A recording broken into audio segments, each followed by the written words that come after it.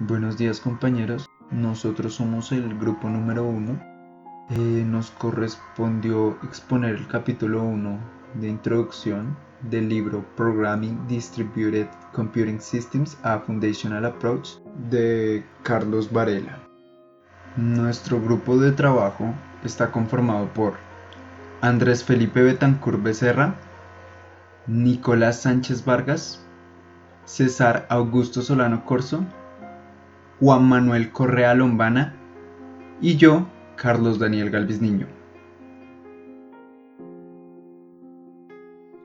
Motivación. A través de la historia de la humanidad, el ser humano ha necesitado procesar y calcular información de la vida cotidiana, procesos los cuales han ido incrementando en su dificultad con el tiempo.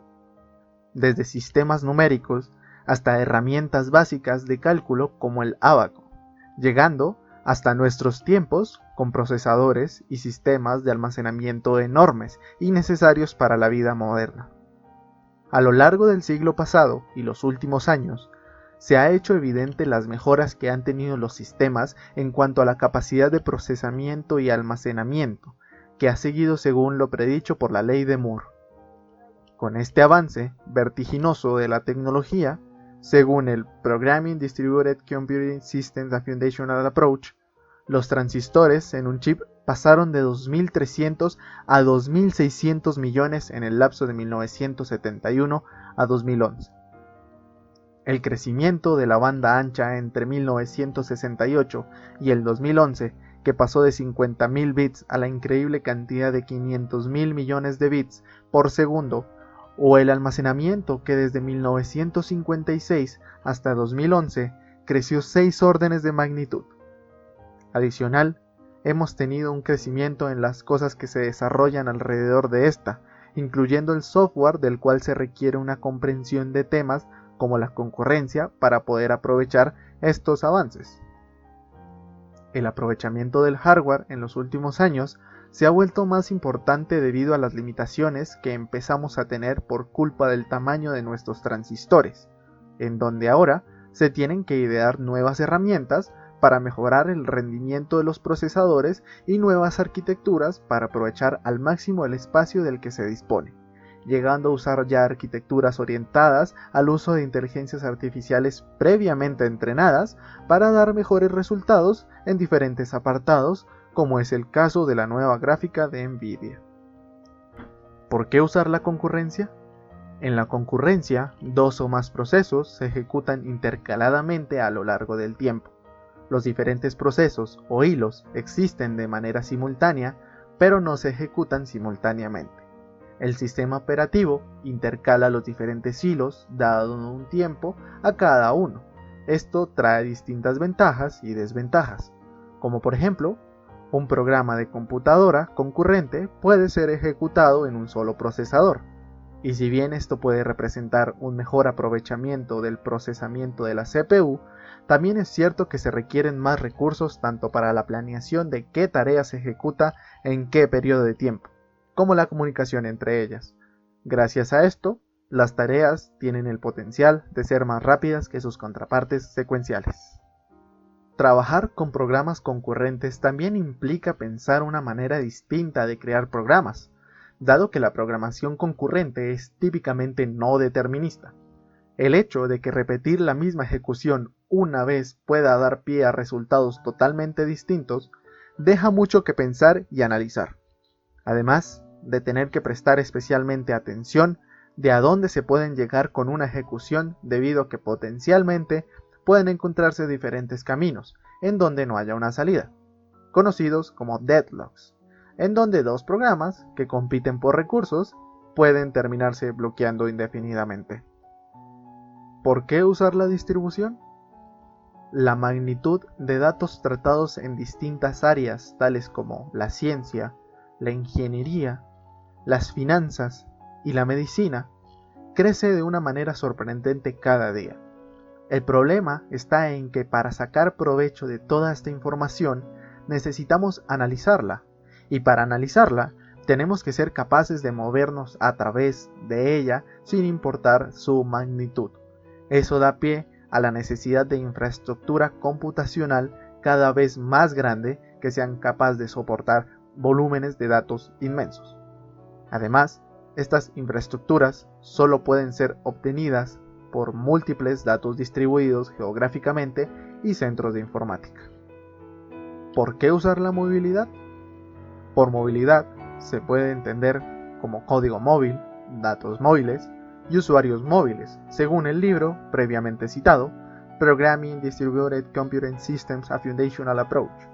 Adicional, este mismo término puede referirse a la descarga de programas o componentes de computadora desde Internet o a las aplicaciones cuyos componentes se reconfiguran, de tipos de datos heterogéneos.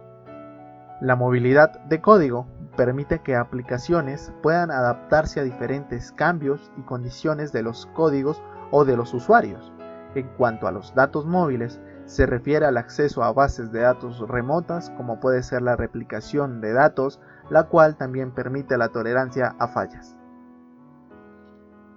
Por último, los usuarios móviles se refieren a la necesidad de los seres humanos de acceder a la información y aplicaciones desde cualquier lugar en cualquier momento, mientras viaja a diferentes velocidades y disfrutando de diferentes niveles de conectividad. Gracias a la movilidad del código, una aplicación puede hacer uso de diferentes dispositivos al mismo tiempo, aprovechando la información y o la capacidad de procesamiento del mismo. De igual manera, diferentes dispositivos pueden descargar la misma aplicación.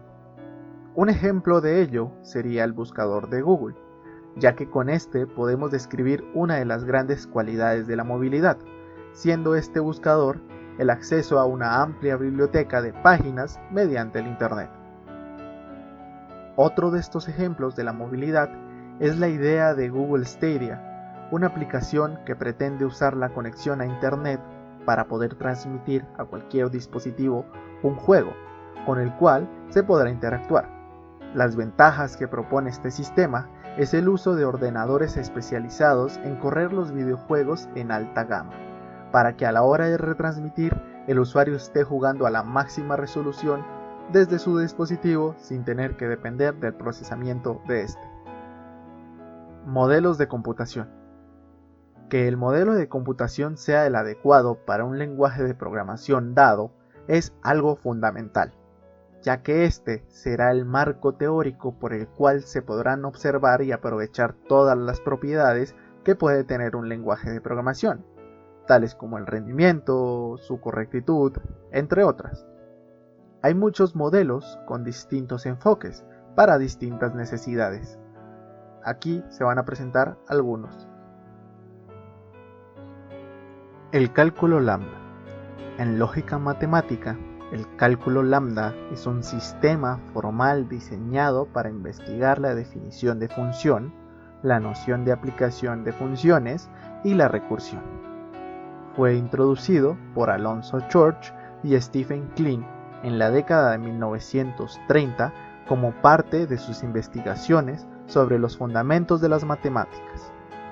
Church usó el cálculo lambda en 1936 para resolver el problema de decisión. Puede ser usado para definir de manera limpia y precisa qué es una función computable. Problema de decisión. En ciencias de la computación y matemáticas, el problema de decisión fue el reto en lógica simbólica de encontrar un algoritmo general que decidiese si una fórmula del cálculo de primer orden es un teorema.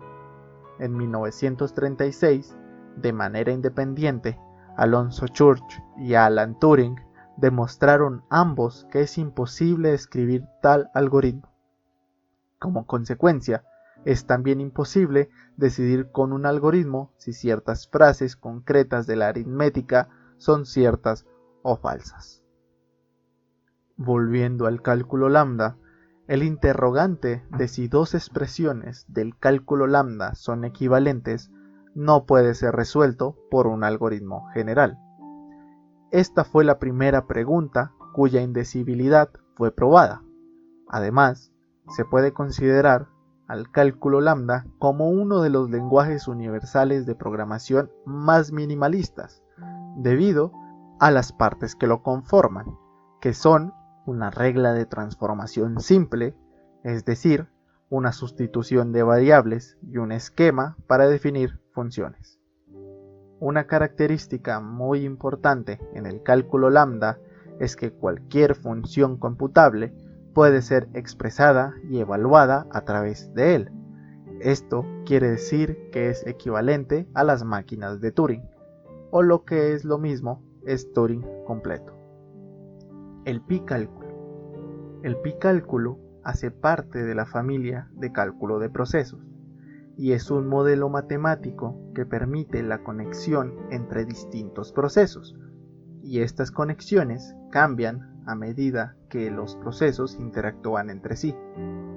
El paso computacional básico es el de transferir un enlace de comunicación entre dos procesos. El receptor puede entonces usar ese enlace para interacciones con otras partes, y esto lo hace adecuado para modelar sistemas donde los recursos accesibles varían sobre el tiempo. Ahora, hablando un poco sobre las propiedades de este sistema, se debe decir que es Turing completo o computalmente universal.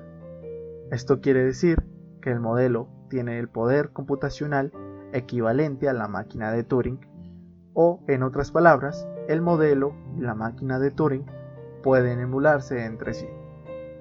También es importante hablar sobre las aplicaciones que tiene este modelo. Ha sido usado para describir una gran variedad de sistemas concurrentes, y de hecho, muchas de las aplicaciones recientes están fuera del campo de la informática tradicional. Un ejemplo de esto es el denominado SPI-Calculus, que es una extensión del pi-cálculo, en donde se establece una notación formal para describir y razonar acerca de los protocolos de criptografía. Las distintas aplicaciones también incluyen herramientas de verificación experimental. Un ejemplo de esto es CryptYC, que usa el método de aserciones. Otro, como Gulam, siendo una base para los sistemas de tipos que pueden verificar las propiedades de autenticación de los protocolos. Y por último, es importante destacar que varias de sus nociones vienen de la concurrencia computacional. Modelo de actores en la computación concurrente. El modelo actor es un modelo computacional para el diseño de sistemas concurrentes y distribuidos acerca de la idea de actores autocontenidos quienes operan enviando y recibiendo mensajes, además de poder realizar operaciones como toma de decisiones locales, crear más actores. Los actores pueden modificar su propio estado privado, y la única manera en la que pueden afectar a otro individuo indirectamente es enviándole mensajes. Este modelo puede ser usado como un framework para modelar, entender y razonar acerca de la amplia gama de sistemas concurrentes. El cálculo de la unión. Joint Calculus modela concurrencia computacional como procesos químicos, por lo cual expresiones complejas pueden aparecer como el resultado de combinar expresiones más simples de acuerdo a ciertas reglas establecidas. Algunos lenguajes que están basados en Joint Calculus son YOCalm, que es una versión extendida del OCalm con Joint Calculus, Polyphonic C#, MC# y Parallel C#, Joint Java, basado en Java, y Erlang. Teoría de los ambientes móviles. Este modelo define a una estructura jerárquica de ambientes que contienen procesos y otros ambientes. Los procesos están restringidos a comunicarse solamente en el mismo ambiente. Los procesos primitivos de este cálculo permiten el movimiento de ambientes dentro y fuera de otros ambientes, a la vez que la creación y destrucción de límites ambientales.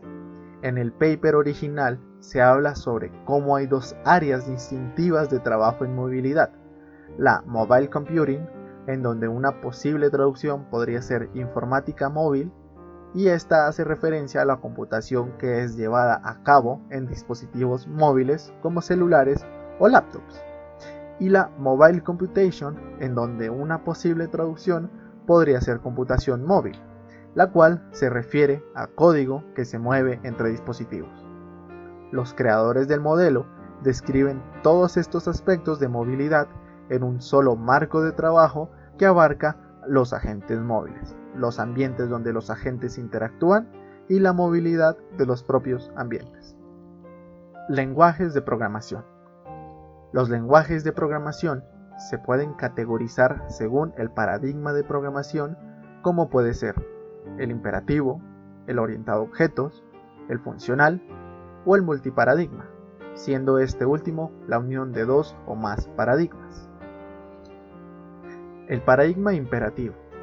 La programación imperativa usa el paradigma de declaraciones que cambian el estado de un programa. Consiste en comandos que deben ejecutar la computadora centrado en cómo funciona el programa. La programación imperativa cuenta con lenguajes como el Fortran, creados en 1954 por IBM, el ALGOL de 1958 por Naur, el COBOL en 1959 hecho por Hopper, el Pascal de Wirth en 1970, entre otros. El paradigma orientado a objetos. La programación orientada a objetos está basada en el concepto de objeto, que puede contener información, que usualmente se conoce como atributo. Una característica de este paradigma es que los objetos pueden tener métodos que modifican sus propios atributos.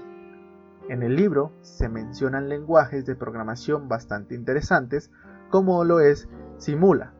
Este es un lenguaje de programación y sin duda un pionero, debido a que fue el primero en incorporar el concepto de clase. Simula es considerado el primer lenguaje de programación orientado a objetos. El lenguaje fue desarrollado en la década de 1960 y sentó las bases para lo que serían conceptos clave en la programación orientada a objetos. Además, incluye otras funcionalidades como herencia, subclases, procedimientos virtuales, corrutinas y simulación de eventos discretos. Esto con la optimización de contar con un garbage collector. Como dato curioso, tal como el nombre indica, Simula fue diseñado para realizar simulaciones. El segundo lenguaje que se menciona en la lista es Smalltalk, que debido a sus características también puede ser llamado un entorno de objetos, en donde incluso el sistema y todo lo relacionado a él es un objeto. Como ejemplo, tenemos los números enteros o los números reales. Este lenguaje incluye características como herencia simple, interacción entre objetos mediante envío de mensajes, compilación en tiempo de ejecución y, al igual que Simula, incluye también un garbage collector, entre otras funcionalidades. El paradigma funcional. La programación funcional es un paradigma de la programación que se basa en un código más conciso, más predecible y más fácil de probar. Sus conceptos principales son las funciones puras, la recursión, manejo de transparencia en las referencias, variables inmutables y las funciones son de first class o superiores. Las funciones puras son aquellas que siempre dan la misma respuesta para los mismos datos de entrada, esto también llamado inmutabilidad. Estas funciones también son deterministas. En cuanto a los loops, que se usan generalmente for y while, estos son reemplazados por funciones recursivas. Para lograr la transparencia en las referencias, una vez definidas las variables, el valor debe mantenerse durante la ejecución del programa. Las variables inmutables son aquellas que no cambian una vez han sido inicializadas. Las funciones de first class son aquellas funciones que se usan como cualquier variable, la cual puede asignar un valor o usarse dentro de otra función. Algunos lenguajes creados bajo este paradigma son el Lisp, el ML, el Scheme, el Haskell, el Prolog y el OS. Concurrencia. El paradigma de la concurrencia se refiere a los procesos que se empiezan y existen al mismo tiempo. Aunque en la concurrencia puede parecer que estos procesos se llevan a cabo en el mismo instante, realmente estos, al tener que compartir el mismo procesador, deben turnarse. Un ejemplo podría ser imaginarnos una caja registradora donde cada persona tiene un número definido de segundos para intentar hacer su compra. Al pasar a la caja, la persona puede ingresar sus productos hasta que el tiempo se acabe. Luego, le daría el espacio a otra persona para realizar su compra, así hasta que todas las personas puedan concluir su compra y las colas se vacíen. Ejemplos comunes de programas concurrentes.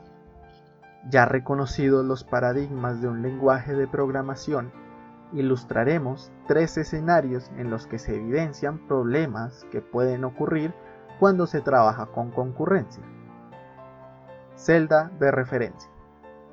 Una celda de referencia modela el cálculo de estado, es decir, una celda contiene un estado mutable. Una celda simple se puede crear, actualizar y consultar mediante otros cálculos simultáneos. Por lo tanto, puede cambiar su resultado dependiendo del orden en el que se efectúen las órdenes. Una celda de referencia es quizás el programa concurrente con estados más simple que ilustra cuestiones como el no determinismo.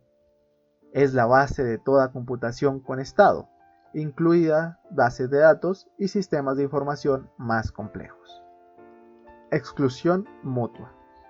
La exclusión mutua hace referencia a la necesidad que tienen 2 o más procesos concurrentes de coordinarse para evitar ejecutar al mismo tiempo una región crítica de código. Por ejemplo, si 2 programas están usando un recurso compartido, en estos casos una impresora, es importante tomar turnos o podrías acabar con palabras de 2 documentos distintos en una misma página. Cena de filósofos. Un problema bastante conocido es el de la cena de los filósofos. Este problema aborda el escenario de una mesa redonda en el que una cena se está llevando a cabo. Hay n filósofos sentados alrededor de esta mesa y hay n palillos en la mesa. Cada palillo es compartido por 2 filósofos, como se ilustra en la imagen. Cada filósofo usa el siguiente algoritmo secuencial. Tomar el palillo a su izquierda si está disponible.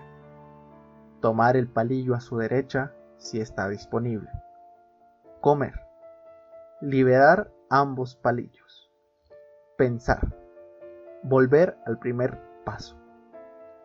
Este es un escenario ideal para un deadlock, debido a que todos los filósofos pueden realizar el paso 1 y bloquearse para siempre en el paso 2, esperando que el filósofo a su derecha suelte el palillo para continuar con el algoritmo.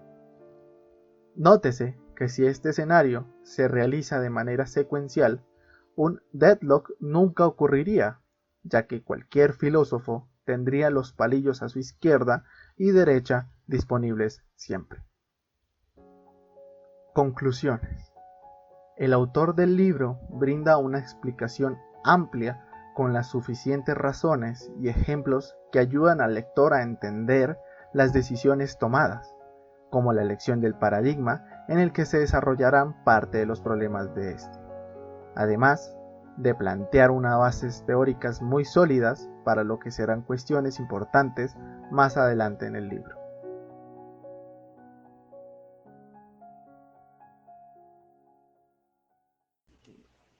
Eso fue todo. Gracias por la atención.